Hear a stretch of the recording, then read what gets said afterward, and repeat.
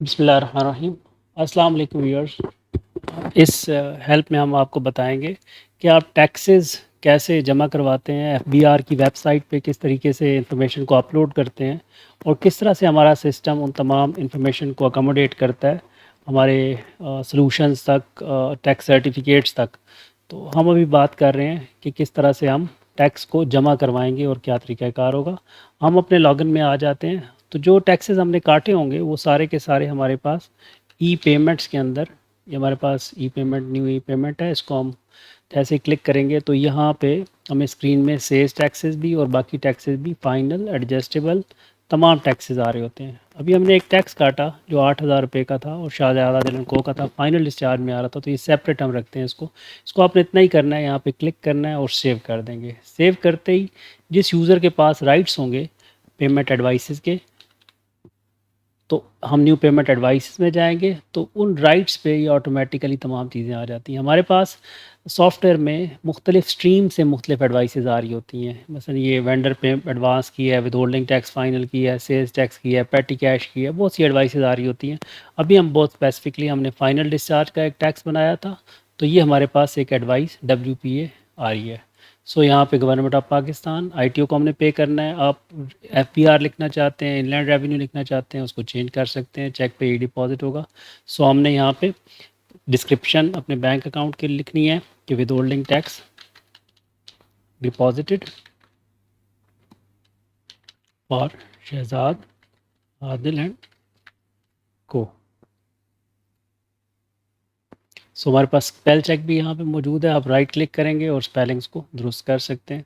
सो यहाँ पे ये इन्फॉर्मेशन सारी की सारी आपके पास आ रही है। आप इसको सेव जैसे ही करेंगे तो ऑटोमेटिकली ये वोचर आपके पास सामने आ गया, उसकी अप्रूवल हिस्ट्री आ गई, टैक्स पेमेंट डिटेल्स, अगर एक से ज़्यादा पार्टी होंगी तो यहाँ पे सारी डिटेल्स आ रही होंगी, ये उसकी जेवी क्या पोस्ट हुई है आप उसको देख सकते हैं और बाकी इन्फॉर्मेशन मौजूद है। जैसे ही हम इस काम को करते हैं ऑटोमेटिकली ये इन्फॉर्मेशन इसके अप्रूवल मैनेजर की तरफ चली जाती है। अप्रूवल मैनेजर इसको देख भी सकता है, व्यू कर सकता है और अप्रूव भी कर सकता है, और सिमिलरली वो रिजेक्ट करके वापस भी लेके जा सकता है कि इसके अंदर कोई करेक्शन है तो उसको कर दी जाए। सो ये हमारे पास अप्रूवल के लिए मैनेजर साहब के पास ये सारी इन्फॉर्मेशन आई है और वो इसको अप्रूव कर देते हैं। जैसे ही अप्रूव करेंगे तो ऑटोमेटिकली ये डिसबर्समेंट के लिए जाएगी। मैंने आपको पहले भी मुख्तलिफ वीडियोज़ में बता रहा हूँ कि हमारे फाइनल स्टेज पे जाके GL की हिस्सा ये चीज़ें बनती हैं। तो अभी तक ये अप्रूवल की स्टेज पे है, डिसबर्समेंट नहीं हुई, इस वजह से ये डिस GL का पार्ट नहीं बनी। सो हम अपने डैशबोर्ड पे आते हैं तो हमारे पास यहाँ पे इस पेमेंट को डिसबर्स करना है। तो न्यू डिसबर्समेंट में अगर हम क्लिक करेंगे तो ऑटोमेटिकली हमें ये डिसबर्समेंट जो अप्रूव हुई है वो यहाँ नज़र आ रही है। ये देखें 8,000 रुपये की। अच्छा, अब यहाँ पे आपके पास ये दो जगह पे ये CSV एक्सपोर्ट है। इस वक्त भी आप CSV एक्सपोर्ट कर सकते हैं। आपको ये एक्सेल के फ़ाइल में फॉर्मेट में ये फ़ाइल फ़ौरन मिल जाएगी जो आप FBR की वेबसाइट पे इमीडिएटली अपलोड कर सकते हैं। सो आपको कुछ भी नहीं करना, कोई चेंजेस नहीं करनी, और इस फाइल को सेव एज़ करें और FBR में अपने पोर्टल को लॉगिन करके ये इन्फॉर्मेशन आप डाल देंगे तो आपका PSID इशू हो जाएगा। ये देखें, ये हमारा NTN आ रहा है, AOP है, शहजादन को है, टैक्स कितना, ये सारी इन्फॉर्मेशन यहाँ पे मौजूद है। आपने सिर्फ इस फाइल को सेव करना है और इसको अपलोड करना है। सो यहाँ पे जैसे ही आप इसको डिस्पर्स करेंगे, अपना चेक नंबर लिखेंगे, ऑटोमेटिकली ये उस सिस्टम का हिस्सा बन जाएगी, GL में पोस्ट हो जाएगी। अब व्यूअर्स, ये आप यहाँ से अगर सेव कर बैठे हैं और आपको मालूम हुआ कि ये अब दोबारा चालान प्रिंट करना है तो हम कैसे करेंगे, तो उसके लिए आपको दोबारा ई पेमेंट लिस्ट में जाना पड़ेगा। सो ई पेमेंट लिस्ट के अंदर आप जैसे ही क्लिक करेंगे वही चालान का फॉर्मेट जो है वो आपको यहाँ भी मिल जाएगा। तो ये एडजस्टेबल है, ये फाइनल हमारे पास टैक्स था, हमने पे किया था, ये ब्रांच वाइज भी अवेलेबल है। सो ये वो 8,000 की पेमेंट है जो हमारे पास आ रही है। इसको हम क्लिक करेंगे तो ये वही चालान जो इन्फॉर्मेशन हमने वो देखी थी वो आपको यहाँ पे भी नज़र आ रही है। सो ये वही चालान है, आप इसको सेव कर सकते हैं, अपलोड कर सकते हैं और PSID अपना जनरेट कर सकते हैं। आपने चेक अपना दिया, ये बैंक में जमा कराया, आपको जैसे ही मिलेगा आपका CPRN, तो आप यहाँ पे अपना CPRN ऐड करेंगे तो ऑटोमेटिकली ये तमाम टैक्स सर्टिफिकेट्स का और रूल 144 की जो रिकन्सिलिएशन है उसका हिस्सा भी बन जाएगी।